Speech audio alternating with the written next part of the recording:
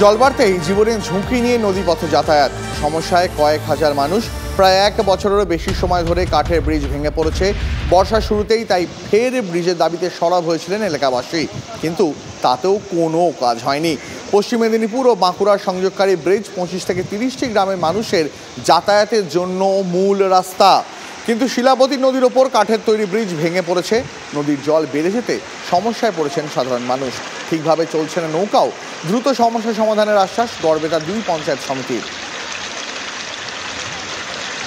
আমাদের নৌকো, কারণ এই রাস্তাটা যেটা আমি দাঁড়িয়ে আছি এখন এই মুহূর্তে, এখানে প্রত্যেক বছর মানে বন্যার ফলে রাস্তাটা ভেঙে যায়, সেই জন্য নৌকো বেরোতে হয়।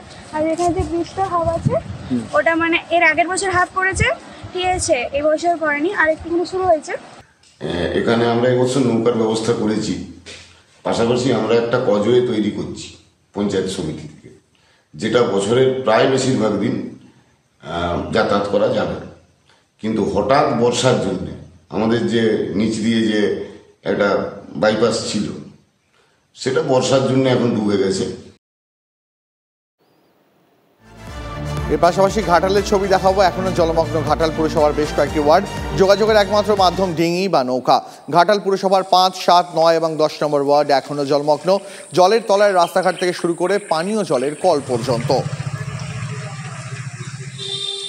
এটা হেঁটে হেঁটে যাওয়া হচ্ছে, জল বেরিয়ে যাওয়া হচ্ছে। এই যে মাস্টার প্ল্যান হয় বললো, দেব বললো যে মাস্টার প্ল্যানটা হবেই, কিন্তু মাস্টার প্ল্যানটা হলো নি কেন? মানুষের তো আরও তো ক্ষোভ হয়ে গেল মানুষের। তাহলে কি এইভাবেই ভোটটা নেওয়া হলো? মাস্টার প্ল্যান বলে তো, কিন্তু পরিণত হচ্ছে কোথায়, বাস্তবে হচ্ছে কোথায়?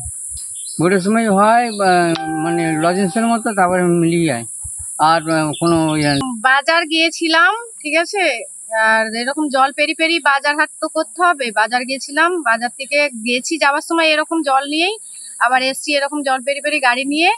আর জলটা হয়ে গেছে অনেক দিন ধরে, কিন্তু ধীরে ধীরে কমছে, আবার নাকি জল ছাড়বে বলছে।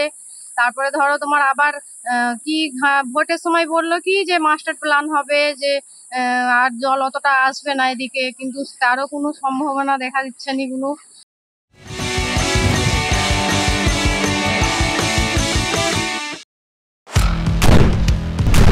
আপনার সমস্যা দিনে দুপুরে ডাকাতি করে আপনাদের কোনো অসুবিধা, বাড়িতে থাকতে পারছি না, ঘটনা হোক বা দুর্ঘটনা, বিস্ফোরণ স্থলের একেবারে কাছে ব্যানারগুলো খুলে ফেলা হচ্ছে, রীতিমতো ভবিষ্যৎ হয়ে গিয়েছে স্টুডিওয় নয়, সোজাসুজি হটস্পট থেকে আমি শর্মিষ্ঠা। দুটি নৃশংস হত্যাকাণ্ডের অভিযোগ উঠে আসছে, শুধু আপনার কথা। শর্মিষ্ঠা মানে খবরের হটস্পটে আপনাদের নিয়ে যাবে। হটস্পট সোম থেকে শনি সন্ধ্যে 7:30টায় TV9 বাংলায়।